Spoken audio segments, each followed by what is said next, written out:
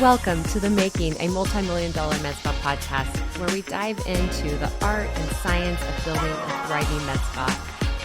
I'm your host, Kat Toronto. In this podcast, we're all about empowering medical professionals and entrepreneurs like you with the knowledge, tools, and inspiration needed to elevate your practice to new heights. Whether you're just starting your journey or you're a seasoned expert looking to expand, this is the place where the industry's brightest minds come together to share their secrets to success. So sit back, relax, and get ready to unlock the potential of your med spa with the Making a Multi-Million-Dollar Med Spa podcast. Let's go on this journey together, one success story at a time. Hi, I'm Kat Toronto, and I'm so excited for today's episode of Making a Multi-Million-Dollar Med Spa podcast. I have to say, I'm also a little nervous, which I think my listeners here will understand as I do the introductions. But today I have Dr. Paco Canales and Dr. Heather Furnas on with me today. Dr. Canales, well, as you're going to find out, is a graduate of Harvard College and Stanford University. Dr. Heather Furnas is a graduate of Stanford and UCLA School of Medicine. Dr. Canales is Chief of Plastic Surgery at Santa Rosa Memorial and Chief of Surgery at Warwick. Dr. Furnas has served as a clinical instructor of surgery at Harvard and is currently an adjunct clinical associate professor of plastic surgery at Stanford University. They co-founded the Plastic Surgery Associates and Allegra Med Spa in 1992.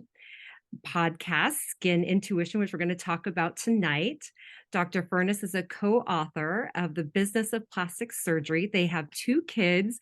They are 2 of the most humble people that you will meet.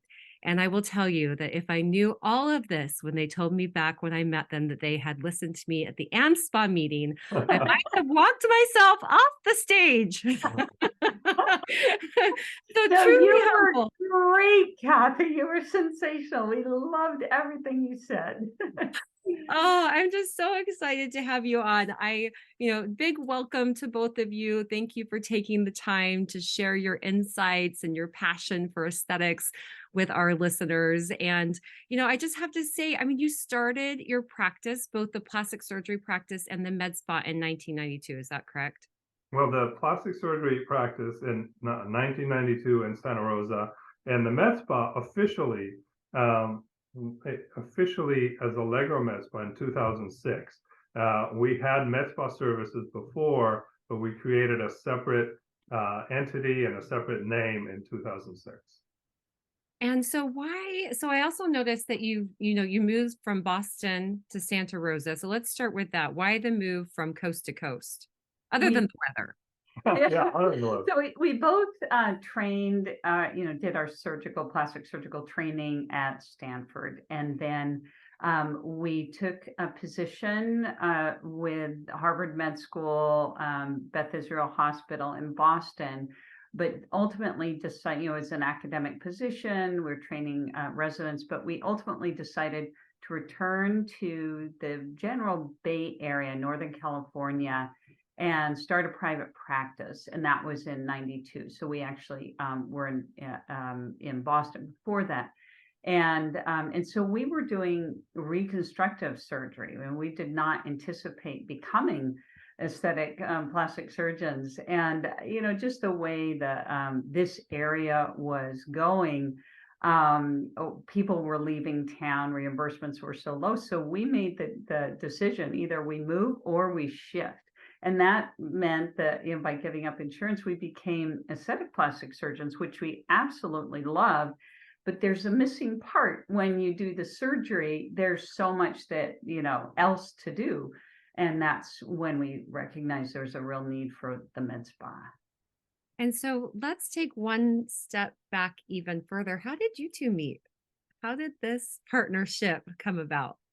Well, And I just gotta say, I hope for those of you that aren't watching, you'll watch because they have the most beautiful smiles. And just the moment they just looked at each other and smiled, and it was just so great. So anyway, back to you. Yeah, well now we would probably be accused of fraternizing, but back in the day, we were both training in plastic in surgery at Stanford, and I happened to be the resident on pediatric surgery, and I had this new intern come on named Heather Furnas. And the good news about pediatric surgery at Stanford, it was the hardest rotation there ever was.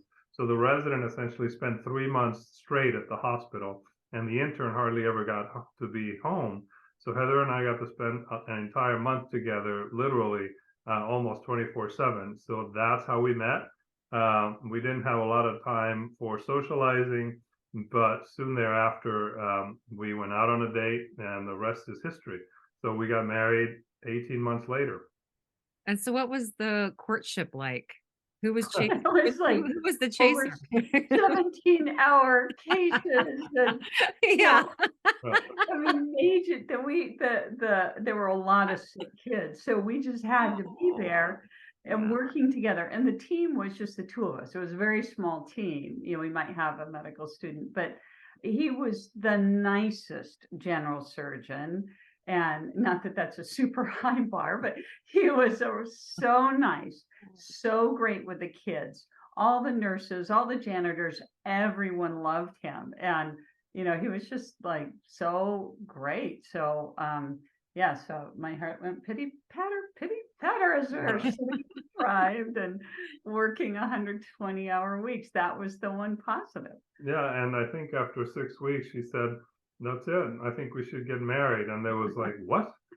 Total silence. And so I knew it was a matter of convincing me. So it didn't take a lot of convincing, but we made the move. So I think it worked out. I mean, how many years later is this? I think it worked out. Yeah, totally. So. Oh, all right. So you shifted into aesthetics, and what was the initial when you originally opened your plastic surgery clinic? You know, what were the top procedures that you were doing? Prior to shifting, it was breast reconstruction was our biggest thing.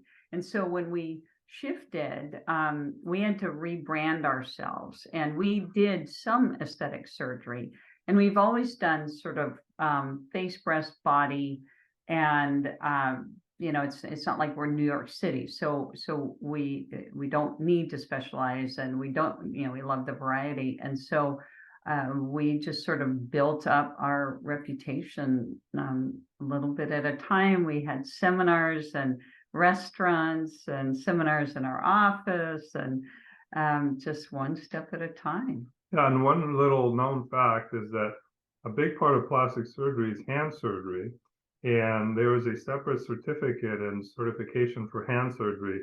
So when we moved to town, I ended up being the first and only certified hand surgeon in all of Sonoma County, and people referred a lot of hand cases. So when we decided we're going to shift away from insurance and hand surgery and breast reconstruction, I literally had to go up to the wall, take my hand certificate down, and hide it because people kept thinking of us as these reconstructive plastic surgeons.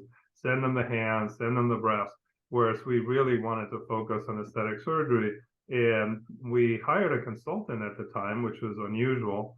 And we didn't have any money to hire this consultant. So I actually borrowed the money, didn't tell Heather, and paid the guy off the loan. And he came, analyzed our practice, and told us how terrible we were because we had no customer service and we didn't really know what we were doing. And aesthetic surgery was a different field. Yeah, we were good at chasing, you know, getting prior authorizations and getting the, you know, insurance payment. That's, you know, and that's sort of, that takes a bulldog staff. And he said, your staff is not cut out for aesthetic plastic surgery. It's about customer service. Well, don't you think a lot of physicians that are coming into aesthetic medicine, even today, have a similar struggle? You know, if they come from family practice or OBGYN or emergency, you know, medicine, or, you know, I think It's something that I hear quite often, and it's something that we see as we do consulting with clinics across the country. It's a hard shift. So were you able to train your existing team, or did you have to start over a little bit? We had to start over a little bit. And, we sent them to this consultant. The consultant came up. We would do what we could, patchwork training. And little by little, we trained the staff, and we realized that you really have to invest in the training. And I know you've got men, you're really invested in training staff and teaching others to train.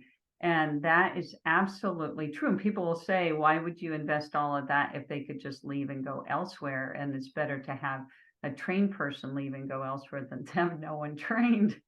Well, one thing we found is that not everybody could make the shift. There were some staff members that truly didn't have the ability to switch into customer service. And there's a saying, hire the smile, and then you can train them. But if you don't have the smile and you don't have the right way to interact with patients, that person's going to be much harder to train than somebody who knows nothing about aesthetics, nothing about med spas, nothing about medicine, but has a great disposition, has great interactions person to person. And that person can come from wherever, from the hospitality business or from a totally sales job someplace else. And we found some of those that way, as opposed to hiring more medical people.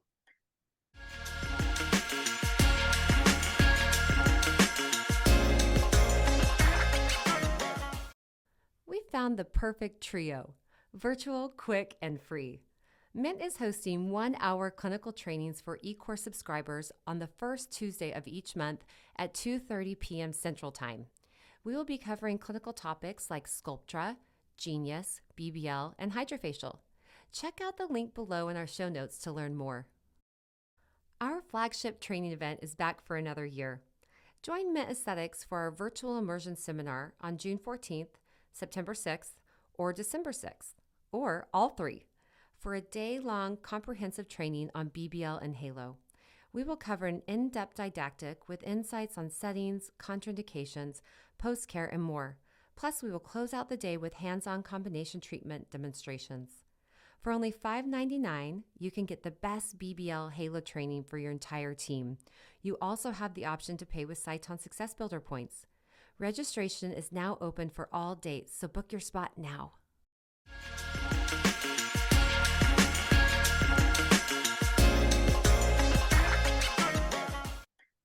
Yeah, I think there's more in common with aesthetic medicine with, say, the Ritz-Carlton than with a neurologist office. So, medical background is not what we're looking for.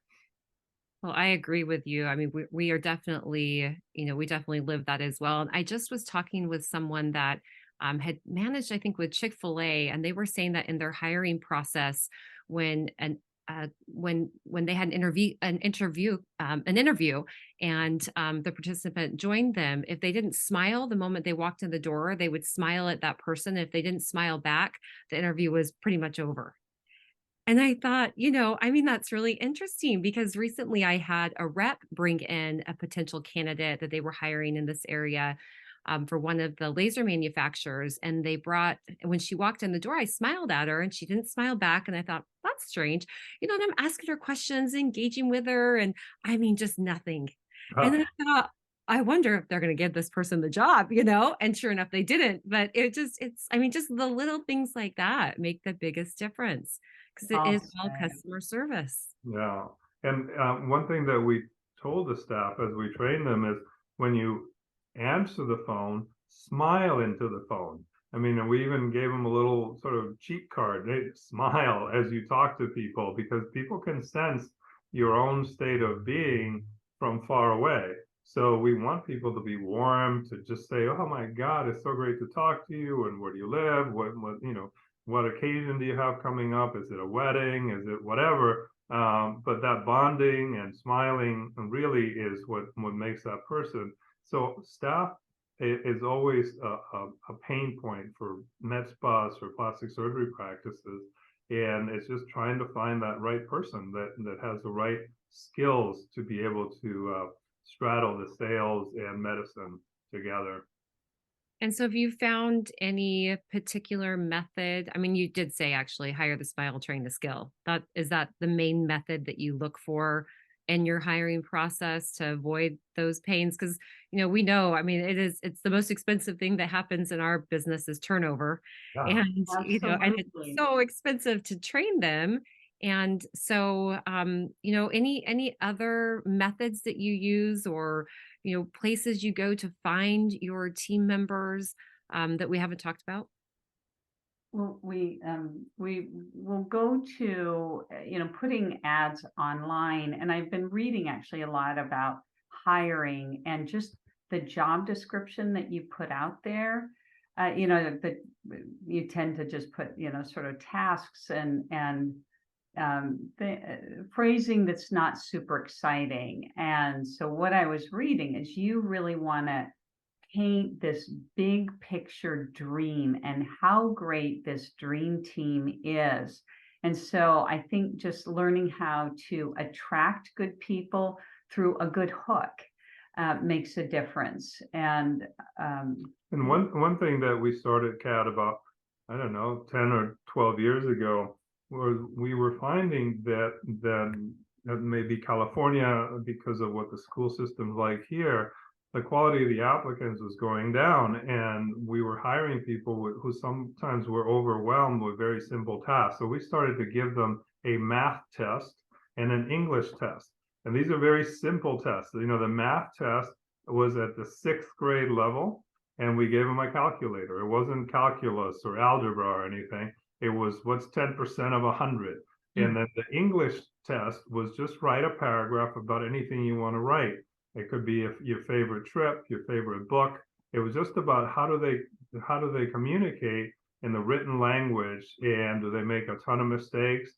Do they have basic math skills? If you hire a patient coordinator and they're trying to do conversion rates and they're trying to give quotes and do math, they have to be able to have at least basic math skills. And we found that a lot of people completely fail on both ends. Yeah, and when sometimes they'll text or email patients, and if we have misspellings or poor use of the English language, then that reflects badly on us. And so that has really been helpful for us. Some people don't pass any questions, so It makes me think of that show, Are You Smarter Than a Fifth Grader? Yeah. Sometimes I wonder, my son's in 2nd grade, and I'm like, oh my gosh, if this is 2nd grade math, I know what we're going to happened. be in trouble. Yeah, when the kids got to 6th grade, after that, I said, ask your mother. And then it was better, a lot easier. All the math questions, go over there. Oh, well, I love the idea of painting this picture in the post, for hiring and making sure that we take the time to sell and market this amazing position within this incredible practice, because it's true. Sometimes it's like, oh, hiring can feel so mundane and so, takes so long. But if we would just take the time to do a good job at that piece, we probably would really increase the number of qualified people that we get to come in. I think that's such a valid point. Exactly. I love all that. Okay, so to go back to 1992, or actually to 2006, when you launched Allegra, what were the procedures that you offered? Well, back then, we were early adopters of Botox. So we had Botox. We probably had collagen at some point. I think Restylane may have been one of the earliest fillers that we also offered. And then as far as machines, I think there was almost nothing out there. We were doing CO2 laser on the plastic surgery side, but it was fully ablative, 3-week recovery CO2 lasers, which are not conducive to the med spa. So one of the early things that I read about was that IPL had been invented, quote unquote, and endermology, which is the cellulite machine. And one of the funny things is that IPL theoretically was invented by Pat Bitter. And depending on who you asked, it was either Pat Bitter Jr. or Pat Bitter Sr. And they had their each had their own claim. But Pat Bitter Jr. was my classmate in medical school, and I hadn't even thought about Pat in so many years. So we got an IPL machine. And at the time, the doctors meaning the two of us, were doing IPL, and we were doing the Botox, and we were doing whatever injections there were.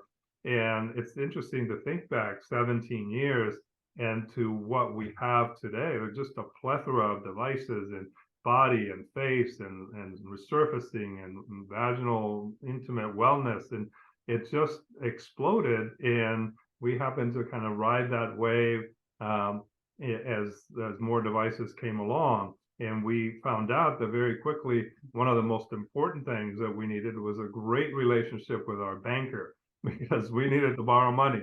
And at some point, our bank put us in an ad as one of their great customers. And I said, I'm not sure I want to be that. That means we borrowed a lot of money from you guys. So when you think of all the devices, treatments, products, that you've offered over the years, what are the surprises for good or for bad? Was there anything that you brought on and thought like, oh, I'm not sure, that we're not sure how this is going to go, but let's try it, and it was a huge success?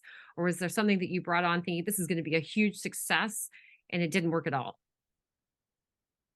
Well, it's not necessarily that it didn't work at all, but some of the early machines had less of a margin of safety. Right now we have a higher margin of safety. There's computerized instructions, and you can do settings depending on skin types. The earlier machines depended a lot on the individual practitioner. And we had a machine, and I won't name the company since they're sort of still around, but that machine ended up burning 2, 3, 4 patients on the face. Even they'd switch out a machine, they'd fix the machine, and so at one point I told the staff, I know we're only 2 years into whatever loan we've done here. This machine is going to sit in this corner and we're never turning it on again. So we basically had to eat it rather than expose the patients to a potential burn, because that is catastrophic for the patient and for us. And, most of the burns were manageable. Some of them took a fair amount of time, another different treatment on top of it, a lot of hand holding, but, an unhappy patient, and unhappy patients tell 1,000 people, whereas happy patients might tell 10 or 20. So those were the growing pains that, there was another body contouring machine that we took. And after 3 months, there was absolutely no change at all in anybody. And so they came back and retrained us and told us to put the straps on differently and do whatever. And after the end of 4 months, I just said, I just need you to take this machine back. And they did, mostly because we had a really good relationship with the rep, and he'd been a rep for another company. So I think the quality of the machines out there is better. I think you're less likely to kiss a frog today, although there's plenty of frogs that are still out there. And I think we need to do a better job of researching, because if you listen to the rep, every machine is just absolutely a great machine, and you only need 4 patients to pay your payment. You know how that goes. And yeah, I think that the limitation in relying on research is that oftentimes the research done looks at one arm and they don't have a control arm. Certainly, we've seen this in the female, vaginal rejuvenation, energy-based treatments. And what's interesting is Viviv was one of them, and they invested in a randomized control study with in 9 different nations. And the one arm, they introduced like 1, whatever it was, millijoule of energy, and the other was a full treatment. And all patients had, improved sexual satisfaction and self-perceived vaginal tightening, but with the treatment energy at slightly more improvement. And then at 3 months, the placebo effect dropped off and the other kind of tapered. And if you look at a lot of these female treatments, energy-based treatments, they have one arm and the study goes for 3 months. So that could be a complete placebo effect. And so I think we need to demand more. It's expensive to do these studies, but it's it's hard. It would be nice to see a higher level of research. I agree. I think, when we look at devices, if it's device that's been out for more than 3 to 6 months, then we go to the company's website and we look at Physician Finder and we look for clinics across the country that have it, instead of just getting a number from a rep, someone that they work with, because we will call them as well, but we want to find clinics that aren't expecting our call, that haven't talked to the rep and been prepped on us and what we're looking for, and just to get like pure, just true feedback. And especially if you can talk to one of the providers that's the person that's actually doing it. I think that also makes the biggest difference as well, is just not just talking to the owner, but also the esthetician or the nurse or the physician, who's ever actually using that device. We've also found to be helpful, because we've been in a similar situation where we bought something and a few months later we weren't using it anymore. And that's a hard pill to swallow. Yeah, and it's a good point to talk to the person actually doing the machine, because there's some machines that it's really hard on ergonomically, and so you do 2 of that whatever procedure back to back, and you're gonna have repetitive stress disorder or something in your clinician. So so that the precise feedback. Yeah, we like to do a similar thing, and especially if we can find somebody we actually know reasonably well, we can then call them and just basically say, all right, no frills, just give me the bottom line. Would you buy this thing again or not? And that person has to be honest. They're going to see us at dinners and meetings, and they don't want to tell us something and have us buy something, and then 6 months later run into us and we go up and say, well, you had us buy a total dud. So people will be honest, even if they're having some problems, they will tell you. So that's a good way to do it. Definitely. So talking, kind of staying on the technology or treatment products, over the past year, is there something that you've brought on that you've absolutely loved, something that's changed your practice, or something that you're excited about, whether you've already brought it on or something that you're bringing on in the next year? I'll say the name and I'll let Heather expand, but we're very excited about Cyton and BBL Halo. It's been really. Well, I'm such a fan. Yeah. They're gonna love it too. Like do my face and do my hands.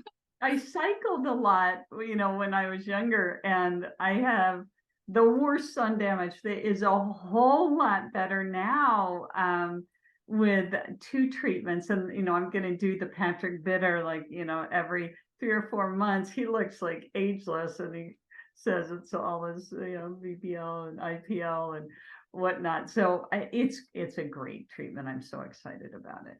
Yeah, I think the other thing that is, it's hard sometimes to have a treatment where the patients are excited, the staff that's doing it is excited, and the doctors who brought it on are excited. And this is one of those where all 3 arms are super excited. So that was, and we had to thank Dr. Jay Burns for that one, because we went to visit him in his office and he was doing a seminar, and it seemed so simple, and he really stood by the technology. So didn't need to sell very much, because we know Jay, and we have known Jay for a while, but we knew him 30 years ago when he was the authority on lasers for all plastic surgeons. So his voice has a lot of weight, and he was absolutely right. So we're very, very excited about having BBL Hero and Halo in our practice.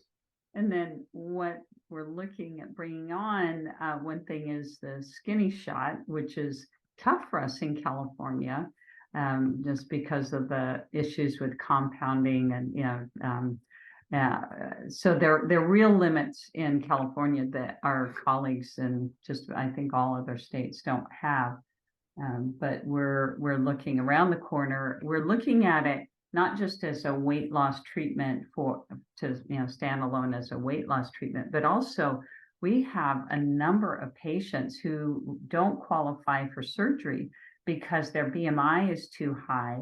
It's unsafe to proceed with surgery. And so if we say, just go lose weight, that typically doesn't work. And so a lot of our colleagues in other states are able to bring that BMI down so that they can do, the tummy tuck or whatever it is. So we've got, a few reasons to bring it on. So what is the skinny shot? So, the skinny shot, officially and unofficially, is any one of the glucagon-like peptides. So there's tirzepatide and semaglutide, to avoid the brand names, but both of these, especially semaglutide, has had at least a year out in the sort of general public consumption, and they have been used in the treatment of diabetes type 2. But most recently, they've been approved for use in weight loss, and tirzepatide in particular was just recently approved for use in weight loss. And you don't necessarily need the diagnosis of diabetes in order to access it. I think a year ago or 2 years ago, you needed to have diabetes as a diagnosis for your doctor to prescribe it. And it has been very productive for those who've tried it. It is very expensive. So we're trying to bring it on in a generic way, at a price that works for the patients and works for the clinic, because we have talked to a lot of colleagues who are very, very positive about their experience on their patients. Yeah, so we launched it about 6 months ago, and we have not been able to market for it yet because it just got so busy so quickly. And so we've been hiring so that we could start to actually market the procedure or the treatment through the clinic, or we haven't even put it on our website. But what I would say is I have a friend that has smoked for over 20 years and she is no longer smoking. Yeah, it's things like that. It's life-changing for so many people. It's really interesting that it impacts habits and mood. Some people find that they're, like if they're depressed, that they're no longer depressed. It's helped with shopping addiction, drinking, alcohol. So things that are not food related. And so it's really interesting what it does. And then it's helping with cardiovascular disease, and there are a lot of health benefits. Yeah, but if you can impact smoking and also get them weight loss at the same time, there's a lot of people smoke so they don't eat. And so here, if you can knock both of them out with one drug, that's really crazy. And if you have somebody where they take liquid calories and they have wine or beer or cocktails, and they limit that just because the drug is also helping that, then that also contributes to the weight loss. So it's a multi-armed weapon, if you will, for so many patients. And the side effects are not to be diminished. And some people have bloating and gas, and occasionally a rare case has been reported of pancreatitis. But given the number of people that are on it, I think the benefits clearly outweigh the risks. And I think that there are clinics who have hundreds of people coming in every month, or at least on their program, because they can set them up at home to do it at home after they've been trained. So I think that's a really impactful new technology. And of course, anybody who's losing weight is going to start thinking about how their appearance might be affected, and maybe they want to try fillers, or maybe they want to try cool sculpting or M-sculpt or whatever body contouring thing to take away that little extra that is coming off with the drug.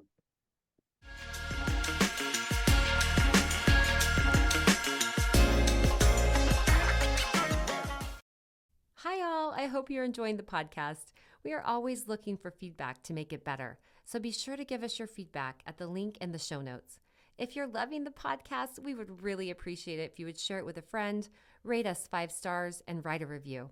This really helps other clinics and industry professionals find our podcast. Thanks. Now let's get back to the episode.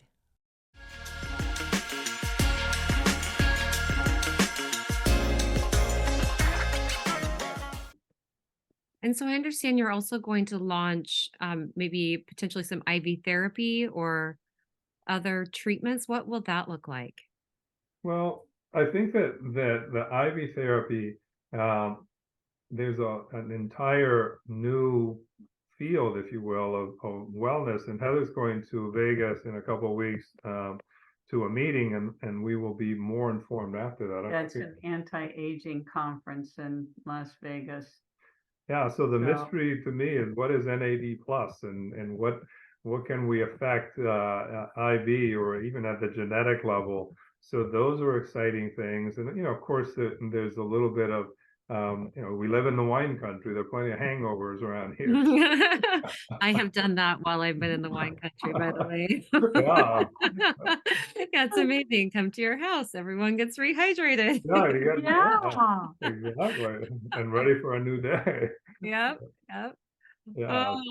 Well, I've just looked at, in the research for today, just a brief, it feels brief for all of the things that you've accomplished, which are just incredible.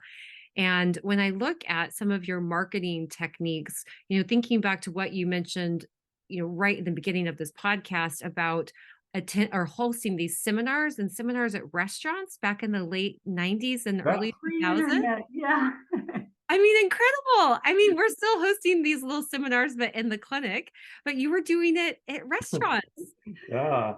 And what was that like? And our kids would come, they loved the breakfast, they'd play with implants in the back. The kids would be in the back throwing implants at each other, and that was our babysitter, was the implants that kept them busy, and they still talk about it. And that was a long time ago because our kids were graduated from college and they're on their own. But yeah, it was a unique time. It was a time before the internet truly became the way that people learned about procedures. So we were still in the era of, I think websites became more commonplace around 97 or 98. Where you could get some information, but the internet was slow and people still got their information from newspapers, and we could put ads in newspapers and then meet them and talk to them about whatever topic and we wanted to talk to them about. We would pick up one topic a month. It was a lot of work. You had to have slides, testimonials. PowerPoint didn't exist. So it was a pioneering time. And yeah, the remains of it still happen. You can still bring people to open houses, to the office, try out new techniques and come do demonstrations. But I think the difference is people are much more informed because they can go on the internet and truly become very knowledgeable about whatever they want to research. So looking at all of your marketing efforts, because your website is so well done, the information that can be found there for your potential, for your patients, your clients, it's so thorough and so beautifully done. You have the podcast Skintuition. Are you still doing? I know you're doing a big event because I just saw your Black Friday event. So I know you're doing some events. Looking at all of the ways that you focus on marketing, what do you think are one or two of the most impactful? And it could be one that's super expensive, kind of like website. I think website's more expensive, and then maybe something that's not so expensive for some of the clinic owners that are just getting started and don't have 100,000, to start initially on a website.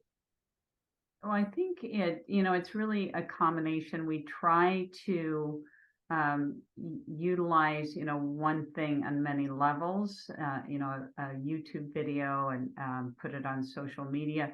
I would say the website is number one, and we really invest in that. And when people, young plastic surgeons, ask us about what do I need to know, and we say don't go with a cheap website person, because it may look beautiful, but if you don't have the SEO, the search engine optimization behind that, then nobody's going to be able to find you.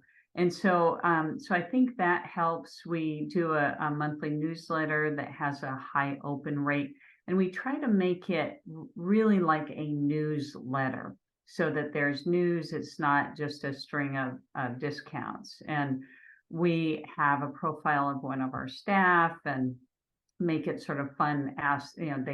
We've got 20 questions for them to kind of bounce off of. What's your favorite movie, or your favorite thing to cook, or et cetera, et cetera. And so, and they include photos so that we humanize them.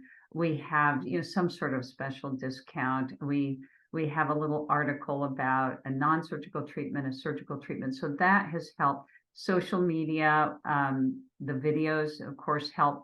They take time, and we always want to do more videos. And so I think the hard thing is just finding that time.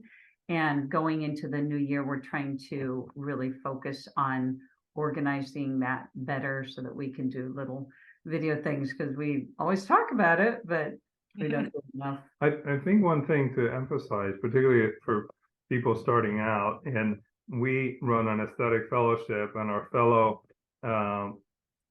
left here and started her own private practice in Tampa, Florida in July or August. And she's finding out it is very, very expensive to get started. You need to have all these sort of tools. And when we went into practice, you didn't even have these things available. I think to emphasize the customer experience with any customer that comes in, because you know how hard it is. The lifetime value of a customer is huge. So if you can acquire that person and make that customer experience be impactful, they're going to be your best fans, your best referrers. So spending, especially early on when you have more time, making that customer feel like they're the only person in your office, because they probably are, and making them feel very special and return, because price is not everything. People think I'll go low, but as they say, good Botox ain't cheap, and cheap Botox ain't good. Yeah, and that brings up a really great point. When plastic surgical patients are looking for an aesthetic plastic surgeon, the top two things they look at are before and after photos and reviews. And so reviews are really important, and people consider important reviews to be within the past 3 months. So, just because you got a 5-star in 2017 doesn't really, and you get, if you've got 15 over 20 years, that 15 years, that doesn't really hold water. So you need to continue to get good reviews. And the way you get good reviews is exactly what Paco was saying. It's that customer experience, checking in on them, afterwards, being great beforehand, and making sure they feel really cared for. And then how do you go about asking for the review? Or do you do that? Because I think, for me, I think that there are some people that just love to write reviews. They think about it constantly. And I will say, like, if it's an extremely well done event, or something, I experienced some great customer service, I will take the time to do it. But I'm much better if they ask me. If they ask to send me the link, and then I'll click on it and do it right away. Otherwise, I tend to forget, and then it doesn't get done. So I'm just curious if you found any method that's helped you to collect, more regular reviews. We've tried a number of things, and, one, have the doctor ask, but when we're focusing on the care and to do all the phrasing, some people consultants will recommend the best way to compliment us is to write a review. And this is like, oh, it's all about us. You just spent a lot of money with us, and now we're asking for you to do this thing for free. So I don't really feel comfortable with that approach. And so I emphasize how it helps other patients. And so, but because it does take time out of what can be, really important conversation, I sort of worked with my medical assistant, and she will ask for a review, and some verbiage that we've heard is, this would mean a lot to the doctor.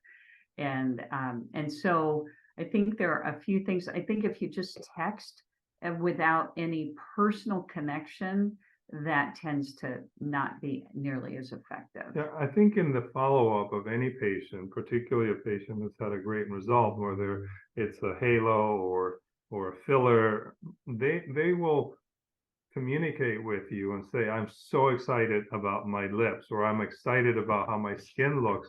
At that point, when they're at their high, that's when you ask them, because they're much more receptive at that time.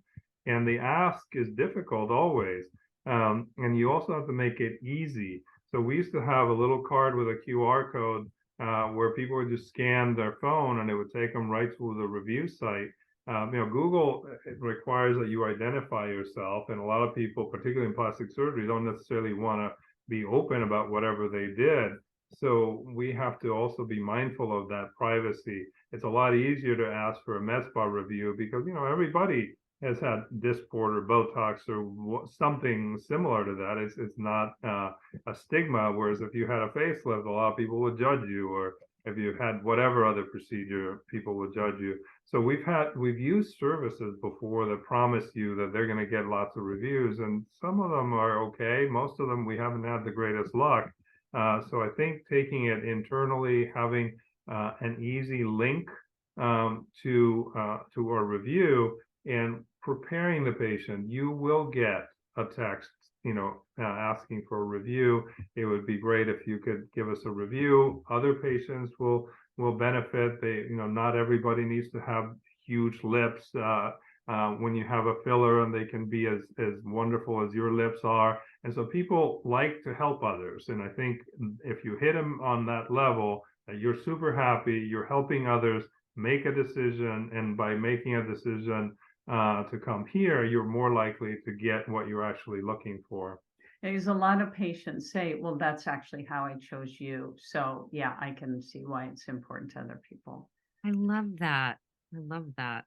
Yeah, we've done the QR code, and we have, a QR code up at the front, but it is, the team and asking and talking about it. But I love that look at it where it's more about helping others. And because it's true for me too. I mean, I read reviews. Mm-hmm. Right. I Exactly. read a lot of reviews for places I'm going, things I'm doing, something I'm buying. I read the reviews.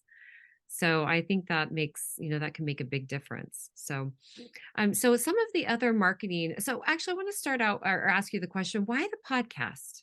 How did that come about? What is your goal behind it? Do you know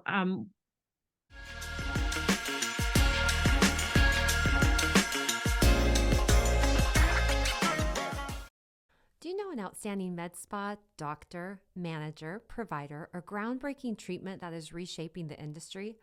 Nominate them for Men's Clinics to Watch. We are so excited to launch this initiative to recognize the true leaders in our industry. Our aim is to spotlight those leading the way to excellence, providing valuable insights for others to pave their path to success. Check out our website for past winners of the Clinics to Watch. You can also nominate someone at the link in our show notes. Share your nominations and be part of celebrating the industry leaders. Let's inspire and build success together.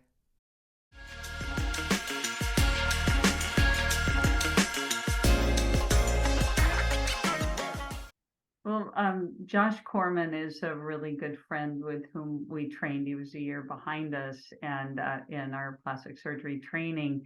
And he's the co-editor of The Business of Plastic Surgery, which you had mentioned. And so I just wanted to, get some experience with a podcast. And surgery is a tough thing because it's a smaller audience. It's harder to get people to talk about it just because no one wants to say, I'm really interested in breast augmentation.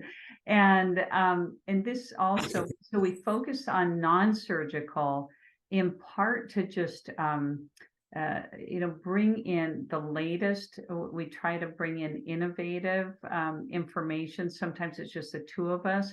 We will also interview people. And so I learn a lot putting together the podcast, and it's not specifically for the practice, but everything we do, we talk about, is pertinent to our patients in the practice.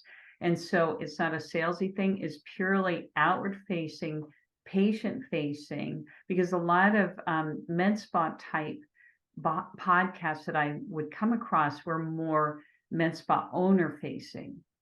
And there just didn't seem to be a lot of layperson potential patient facing. And we wanted really good information out there. And now it's, if we have a patient who is interested in whatever it is, a skinny shot or exosomes or peels or products or, the hyperpigmentation, a lot of different things, we can just say, just send them the episode of this podcast. Well, I think, I've listened to multiple episodes, been stalking you guys over the last few days.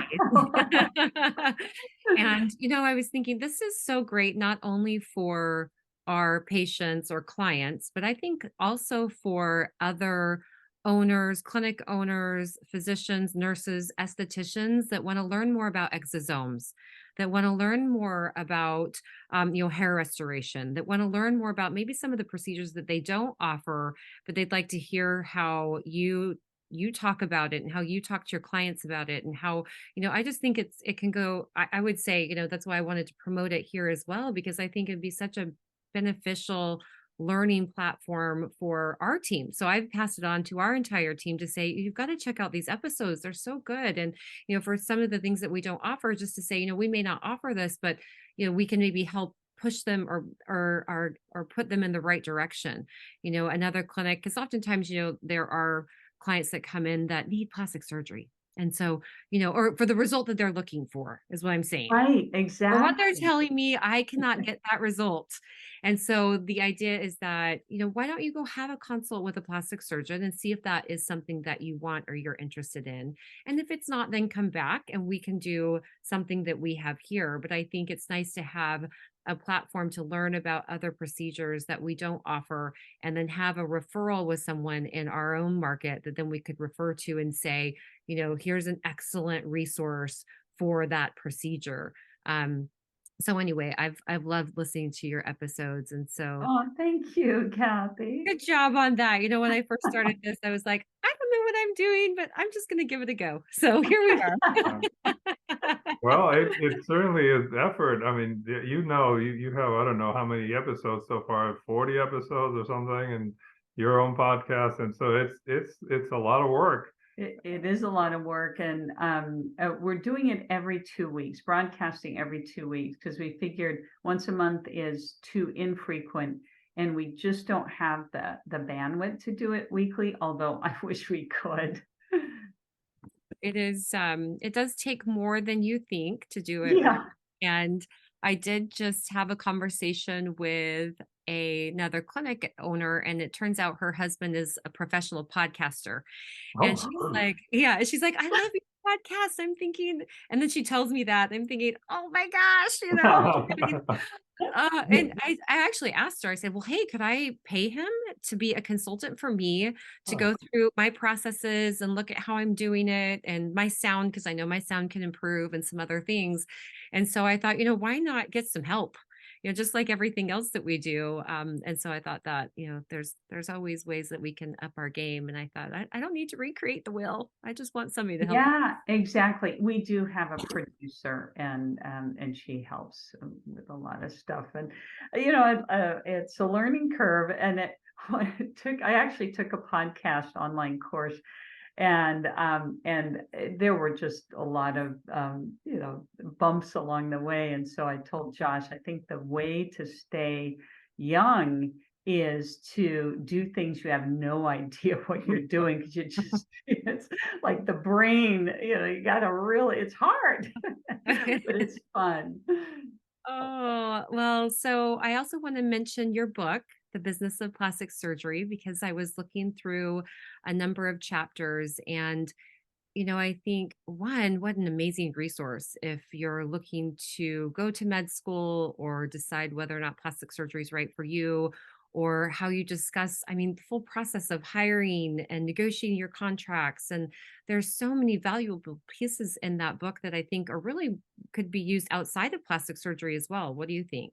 Oh, yeah, absolutely. And, at some point we thought of expanding, doing other specialties, but it does kind of narrow it within plastic surgery. But you're absolutely right. Just running a business, running a practice, SEO contracts, that is not just plastic surgery. It's much broader. The med spa and the chapter on the med spa, there are a lot of things that are pertinent far beyond plastic surgery. And we've been invited to come up, publish a third edition. So there's this was just published in 2019.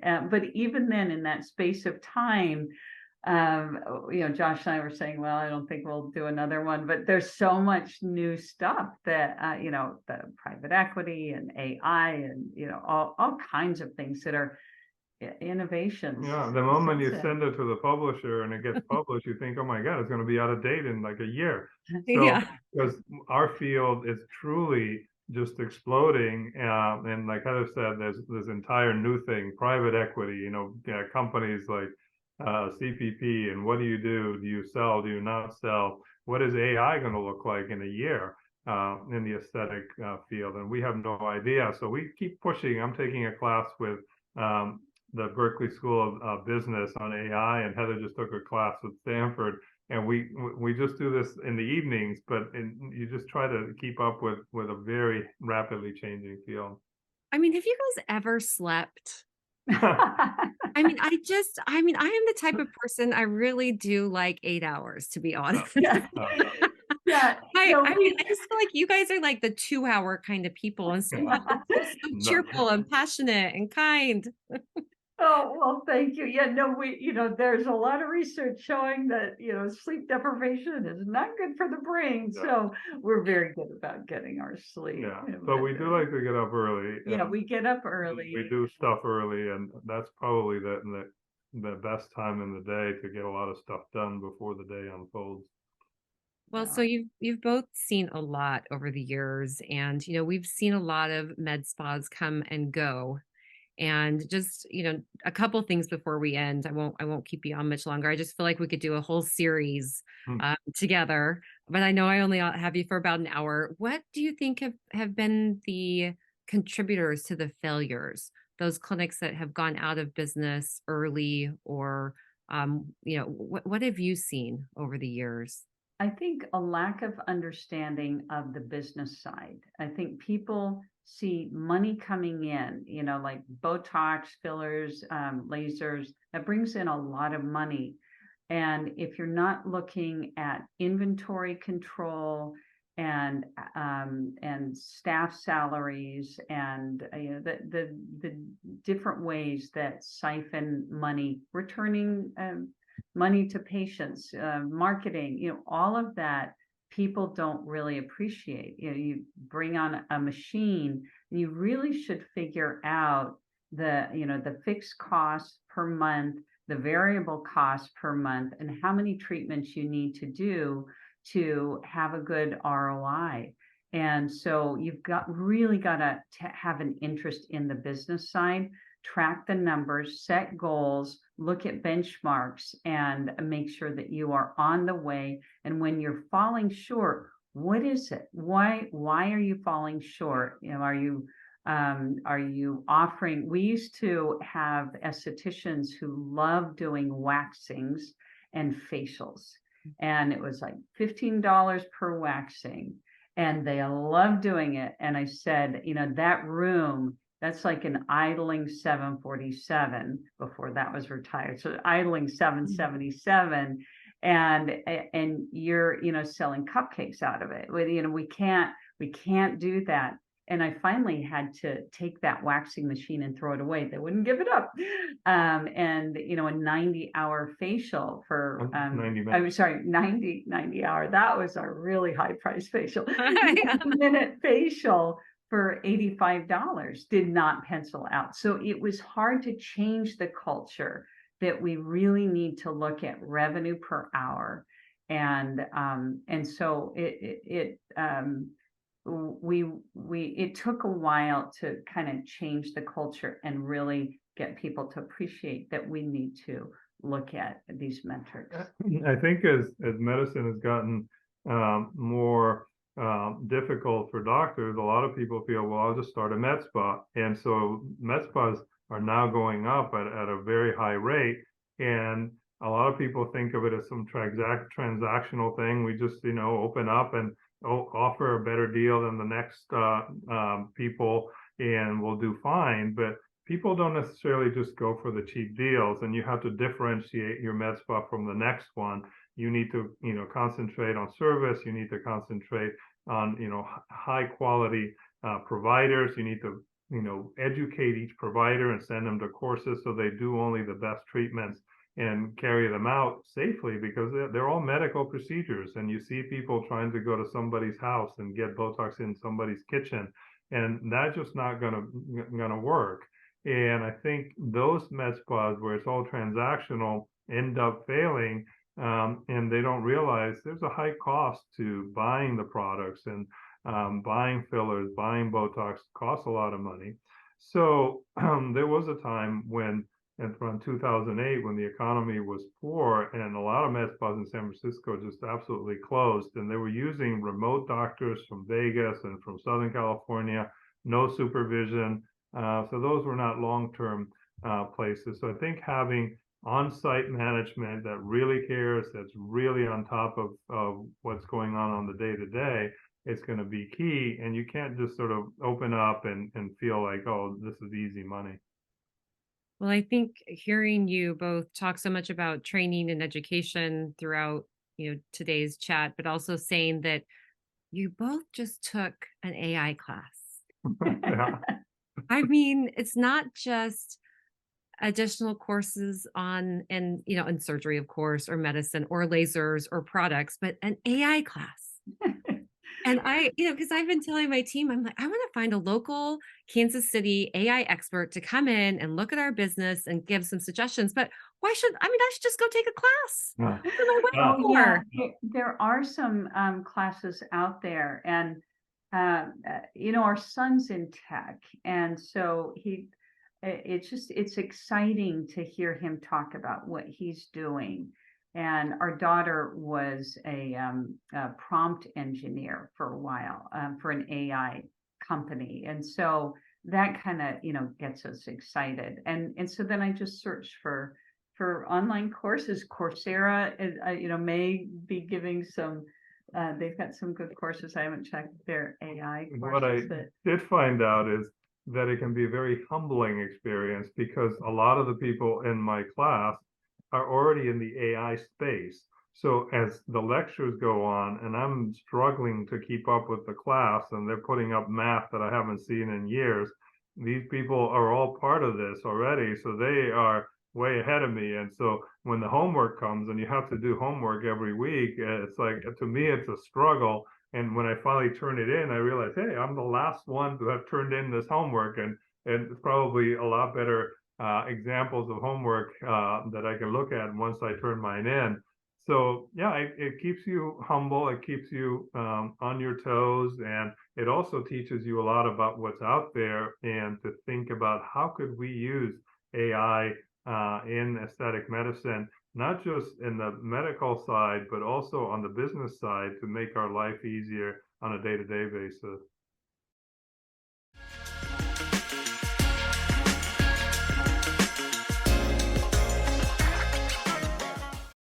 If you're looking for a management and marketing training for your med spa, head to Kansas City with Mint Aesthetics. Join us on May 7th and 8th for an immersive 2-day hands-on training session led by the management team of a $14 million med spa thriving for over 20 years. Discover the processes that propelled our success and learn how to adapt them to your business. This collaborative environment provides a unique opportunity to share successes, ask growth-oriented questions, and gain insights from our own missteps. Engage with aesthetic care owner Matt Toronto on company culture and customer service. Dive into the marketing strategies behind our annual open house, our biggest revenue-generating event of the year. Even talk with our clinic manager about the intricacies of hiring and training for the highest level of customer service. Our entire management and marketing team will be at your disposal for a comprehensive exchange of ideas, insights, and effective initiatives for your clinic. Don't miss out. Use the link in our show notes to learn more about this event or secure your spot today.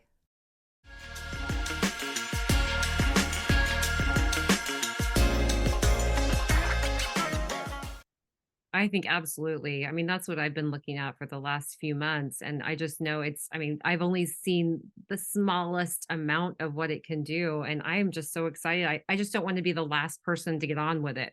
I want to be now. I want to be the first or the second or the third or fifth, not the 100th, So there's already so many ways that we use it just to, whether it's like writing a newsletter or coming up with questions for a podcast or putting together a marketing plan for a year. I mean, you can put all of that in and it's not going to be 100% right, but it gives you a starting place that, maybe cuts down the amount of time it would normally take me, by half or even more. So absolutely, there's huge value in it. Yeah, you can use AI to write an ebook and have it available to download on your website. Yeah, and you just, you kind of edit it then, but you've got something there. Yeah. I mean, we were even using it for our Halloween posts to come up with fun costume names instead of just, I mean, there's just so many different things you can do with it, Yeah, that's exactly okay, right. well, so one last question for you all before we finish today is, there are a number of business partners that are married in our industry. Mm-hmm. And we noticed that. Yeah. And I look around and I don't know if I could say that there's another industry that I see the same amount, but I really haven't done any research on that. It's probably just because it's what I see every day. But what have you found to be to create what tips or what has worked for you? I mean, you've been together now for how many years? You've been in business now for how many years? Maybe a struggle that's happened or a challenge or just something that you focus on, or is it just always been easy? I mean, how do you do it? Well, I think in the hard times, those are the times when I really appreciate having Paco, because that stress level is really high. And so we have each other's backs. We look at things sometimes from a slightly different point of view, and that is also really helpful. That we have different interests within the business that really helps.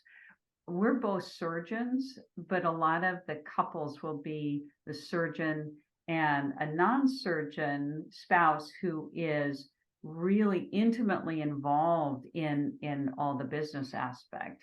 And that's really great because you've got this really smart person with a vested interest. And I think that we've seen that really well run practices. That's often a combination. Yeah, and you guys have two non-surgeons, both intimately knowledgeable and involved with the med spa. So I think having the two people, I think Heather alluded to, you can sometimes look at it from a different standpoint, or there are things that you like to do, but maybe your spouse doesn't like to do. And for example, Heather never liked to talk to the bankers. And so I was sort of the person to talk to the banker, get the money. And she's got plenty of other things. She was the one who was bringing KPIs and goals and targets and people saying we can't do that, and suddenly you do it and then you surpass it.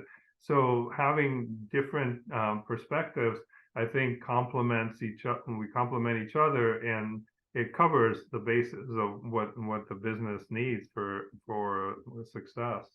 Yeah, and I think any entrepreneurial endeavor, not just aesthetic medicine, but I think anything, it's a roller coaster ride. And you gotta love the adventure. Otherwise, we'd be at Kaiser collecting a salary. But it's fun, and overall, not that it's always fun. It can be exceedingly stressful, but it's an adventure. That it is. And I'm always happy that I'm on the roller coaster with Matt. I'll tell you. He makes all the highs really high. And when I'm sad, just like Heather was saying, he always, picks me up or gives me a shoulder to cry on. So Oh, I love that. Well, is there anything that we haven't talked about tonight that you'd like to share? Anything that we missed that you'd like to I touch think on? we've gone pretty, I mean, I think we covered what we thought. Yeah, we I covered. think the one thing I would say, the last question you had printed, your greatest accomplishment to date, and I would say family, our family, and what does it have to do with our practice? There are similarities, looking at the bigger picture, developing people, treating people with kindness, but nonetheless guiding them and helping them. And within surgery, a lot, it's pretty brutal for women. And so it's been very, very difficult for a lot of women to even have kids because the culture has been so anti-child. That's getting better.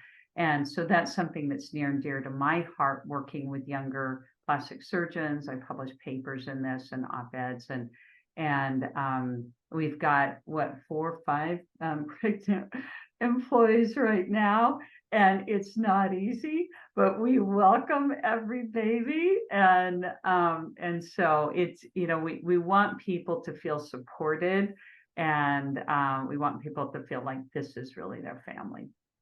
I love that. Thank you for stopping to share that. Even before I get on each podcast or I get up to speak, I always think, what do I want to bring to this? And tonight I was just thinking, how can we help our listeners? How can we help those people that are newer in this business to get through some of the things that seem so difficult? And two, I had read quite a bit about your passion with helping women, and I'm so impressed by that and so grateful for that, as I'm sure so many women are. But also to hear you talk about family is just the most important thing as well, because, I waited to be a mother until my 40s, and I didn't realize what an impact that was make, both with my babies, but then also my work family, and that it's just all family. Exactly. Yeah, that's so true. So anything you would like to share, Paco?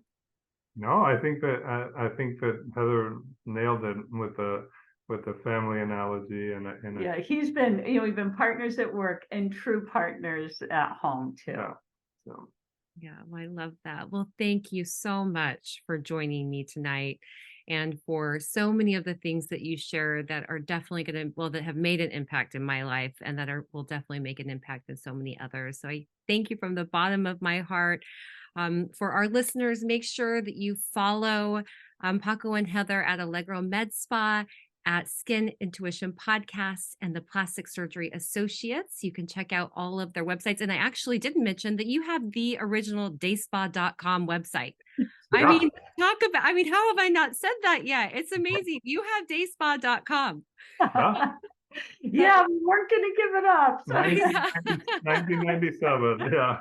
I wouldn't either. That's amazing. And of course, you can download The Business of Plastic Surgery, Navigating a Successful Career. I bought it at Amazon.com, but is there a better place to purchase it? Yeah, no, that's probably it's easier than Thieme, THIEME, which is the publisher, but Amazon's the easiest. We'll add that in the podcast notes as well. So right. Thank you again. You all have a wonderful night. And I hope. Thank you. You too. And give our best to Matt. Yeah, great it's been seeing a pleasure. You too. Bye-bye. Bye. Thanks for tuning in to today's episode of The Making of a Multi-Million-Dollar Medspa podcast. I'm Kat Toronto, and it's been an absolute joy to be part of your journey. Until next time, let your passion lead the way. See you soon.